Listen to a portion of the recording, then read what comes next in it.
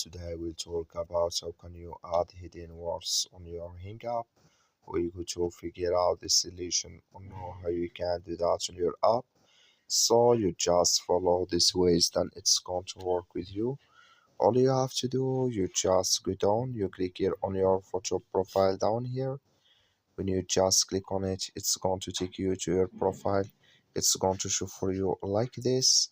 So then all you have to do now, you just go down here. So you go above this sign, you click here in above this sign here, then it's going to take you to this list. Then all you have to do, so you just go down here, then you click here on hidden words, and here add a word.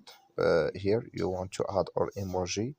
So when you down here, and here if you want to add not hidden likes, if you want to add here hidden words to, or I have not hidden like yet here, so then here can you add it in this list.